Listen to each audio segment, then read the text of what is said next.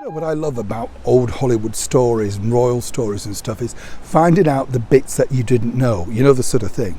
And when you find them out, you think, goodness, those feuds did not subside even years down the line. I mean, I've worked with singers and I've been in musicals and all sorts of things, and I just loved it when you were on the stage because they'd be singing a love duet together and you knew that they hated one another. I remember being in a particular musical where the leading man loathed the leading lady so much, and vice versa, that he would bite into garlic seconds before going on the stage to sing their duet, culminating in a wonderful kiss as the scene ended. And it sounds awful laughing at this, but you have to be there to see it. And this poor lady would sometimes feel very, very, shall we say, delicate at the end. But there were 2-star names and the show would not work without them. Hence the reason they had the pulling power to be able to pull it around and do what they wanted. It's a little bit like this particular story that I wanted to share with you today. As many people know, I've been so lucky to meet so many big stars. And, you know, way back for our generation, if you remember, chums, the big shows, were they not, were Dallas Dynasty, Knots Landing, Falcon Crest and all of that. And I loved all of that because it was the American dream. Big houses, successful people, beautiful people with veneered teeth, and you know, the sort of thing. Everybody just looked gorgeous, didn't they? People just were sat round the pools doing deals on big phones with aerials, do you remember? And you think, well, that's the sort of, I wouldn't mind that sort of life. Reality is never the real, is it? But of course, one of the biggest shows was none other than Dynasty and the spin-off, the Colbys. Let me explain. Morning, good to see you, chums. Thank you so much for joining me today. Lovely to have your company on a nice, sunny bit of moment here, isn't it? Nice to see, of course, yes. I know, my hair, just look at that, it's just blowing everywhere. It's so annoying, isn't it? But it's nice. As one man pointed out to me very nicely, at least you've got some hair to pat down, Neil. It did make me laugh. I thought, well, I have now, but you never know, do you? You can never take anything for granted. It's a bit like Hollywood fame, isn't it? Now, we haven't had a wave, have we? Nice to see you. Thank you so much for your time. You know, the Colbys, do you remember that? Great spin-off show. Do you remember it? Oh, loved it. And I was so lucky to meet so many of the people that were in the Colbys, including Emma Samms. Do you remember her? She went off in a spaceship. Do you remember? It's ridiculous. Wasn't it just the most ridiculous TV show? But wasn't it the greatest fun?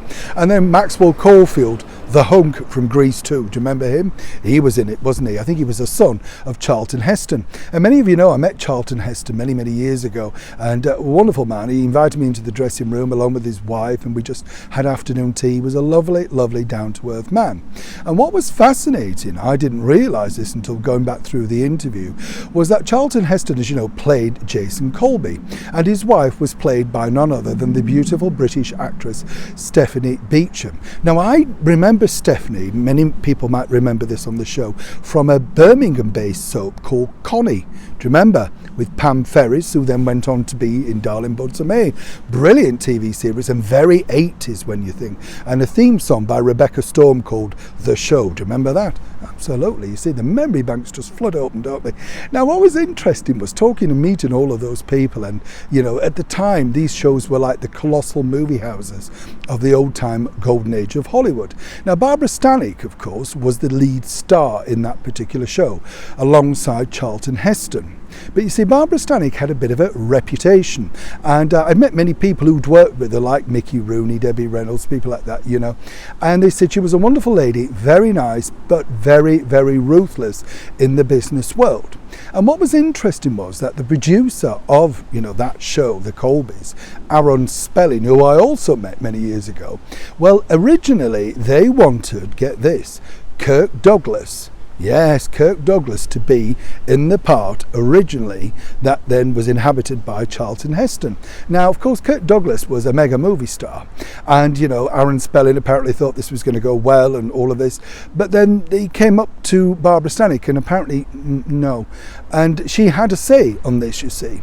And the reason apparently being was the fact that many years ago they'd appeared in a movie together, I think in fact Kirk Douglas's debut movie, and they hadn't got on particularly well. And according to Kirk Douglas, who was very vocal about it, you know, he said they'd made up in the future, but he said she just did not like him and didn't, you know, accused him of standing in a light and all sorts of things, trying to upstage him.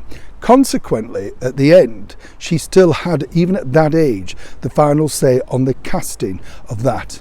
So consequently, Aaron Spelling had to tactfully retreat. And I've always wanted to know whether Kirk Douglas would have said yes. You know, would he have said yes to taking a part in a TV soap? I mean, Charlton Heston did, but that did help that it was millions and millions of dollars and the contract. But either way, wouldn't that have been a different style of casting? And what a clever idea by Aaron Spelling to put two people that had been in a movie from the 40s back together into something in the 1980s. But sadly, like everything, never quite to be. Neil Shaw in Kensington, London.